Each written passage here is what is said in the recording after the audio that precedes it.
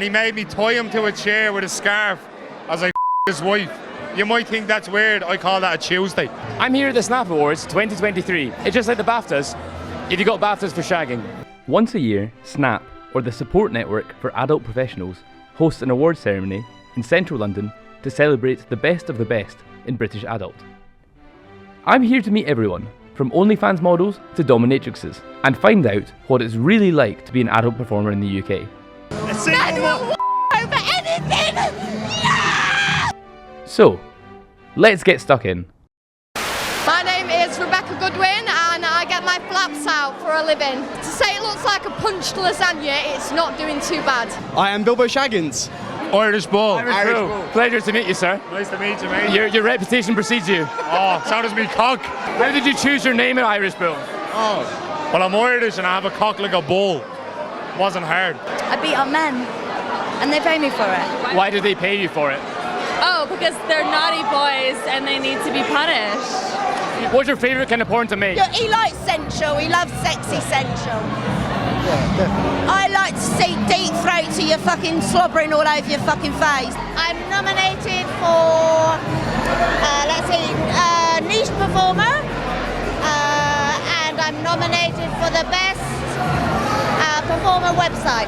What is your niche? My niche, I think it's a polite way of saying you're quite old and they don't do gilf anymore, so let's call you a niche. What's your most memorable scene you've shot? Basically, he was doing a blowjob and he made me, he went so hard I threw up. And that was that. And I had chicken pie not long before, so that came up as well. So I was like, I'm sorry. And then he was rubbing me in the bed, all my hair was in it. I used my husband's beard hair as pubic hair because I couldn't grow it. That's really impressive. Even I'm impressed. It worked. With my second child, I got pregnant and my partner left me when I was 33 weeks pregnant, so I couldn't go back to work. So I heard about Onlyfans and thought that it's worth trying. I was eating from food banks at the time.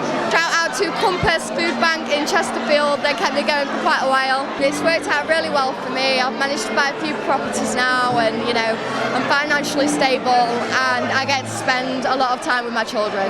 I'm a single father. I had my son since he's 7. When I got out of prison, I took my son full time. His mother's a junkie. She lives in Dublin. I moved over here. I'm a barber by trade. I opened up a barber shop in COVID. I lost 40 grand, got into porn, and I made 80. We are getting faced with a lot of discrimination, we always have done. And it's funny because the people discriminate, they obviously have seen, they see what we do. Very open now. Yeah, it's very open, a lot more open, but they see what we do and then they discriminate. Well, you're obviously fucking watching, darling, so...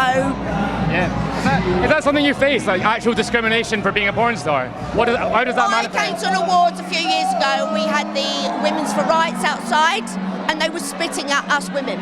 What do you do for a living?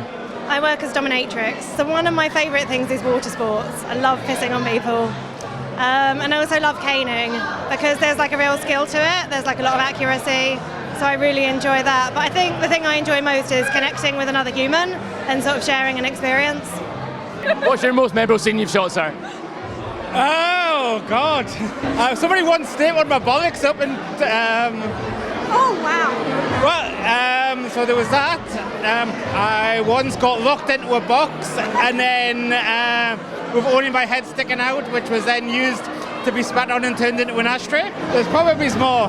What is your craziest scene you've shot? Oh gosh, probably my fake taxi. Yeah, but you know what? I did a threesome and I ended up doing a foot job in the back of the taxi, and it was actually really fun. And I caused a crash in the back of a taxi. I'm doing it. I'm doing the whole film, and the next thing you know, you hear smash, and then I caused the crash. So, yeah.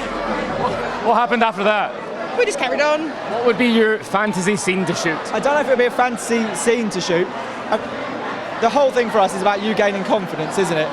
But for me, it'd be if she was to have the confidence to introduce herself to somebody in a bar or in a normal scenario, and that lead to something. Even after doing this for a while now, you're not at a level where you feel you could do that, are you? Mine would be to film an orgy with several people because I've done like where it's been with girls, I've done where it's been with me and guys. I kind of want a mixed group. Bit different to yours. What is the biggest misconception about the adult industry? That girls are forced to do it. That's an old one, but it sticks. For me, it's probably being able to dress as sexy and as slutty and as being as sexual as you like without judgment. I get to be a female who is sexual and sensual and no judgment.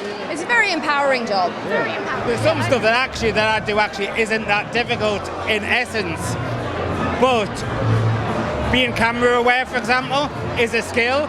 Communicating is a skill. So you're not just standing there going, yes, mistress, yes, mistress. What are the biggest misconceptions about being in the adult industry? That a lot of people get into it because it's the only job they can have, I guess. And like, I mean, I have a lot of career options. I was a straight A student, I'm just a fucking slut. And I like people looking at me naked, so I'm like, sure, I could be a fucking lawyer if I want, but I want to get my tits out online. I would say it's not even a job, it's a career. There are levels and you can progress through the industry quite a lot. Yeah, agreed. What do you see your career progression being then? I think there will naturally come a time when you are less energetic and you don't have the kind of bandwidth to be producing at the rate that would kind of sustain your livelihood. So there's definitely advocacy roles, therapists, that kind of thing. I personally do a lot of work for the Sex Workers Union, and I know that that's going to be something that I want to stay within. I'm really passionate about sex workers' rights. Now that I'd met some of the stars, I had a better sense of what it was like to be an adult performer. But I wanted to know more about the challenges of the industry. Is there any challenges to being a porn star? Yes, I have a very short vagina, and that can provide difficulties when working with a very endowed male. That wasn't quite what I meant, so I asked again. Say again, sorry? Are there any challenges the industry faces more widely? Yeah, absolutely. I mean, there's stigmatisation that we know about, you know, from outside the industry. But I actually did my dissertation. I'm a politics graduate. So my dissertation was on the idea of the hierarchy, the idea that other sex workers are stigmatic towards other sex workers. You know, the less contact you have with a client, the less of a whore you are. You know, and I think that's one of the biggest issues in the industry is the fact that we're so hard on each other. And there's the misogyny, there's the whorephobia, there's the sexism, the racism. And as much as we get that from outside the industry, there's a lot of that going round from each other to each other. You know what I mean? What's one change you'd like to see in the industry? Honestly, I'd just like to see more diverse people at the top of the game. I want to see less cisgendered, heterosexual males running the top production companies. You know, there are some great ones out there, but it'd be nice to see, you know, somebody who doesn't look like that necessarily getting to have some of that power and some of that influence. My time at the Snap Awards was coming to an end. It became clear that there was a role for anybody who wanted it in porn. If you were willing to work hard and had no problem having sex in front of a full camera crew. It got me thinking, what if there's even a role for me? If I were to star in a porn scene, what would my character be? I honestly think you'd be doing exactly what you're doing right now, but like with no context, like I'm bent over getting railed and you're like, and what do you think of the economy?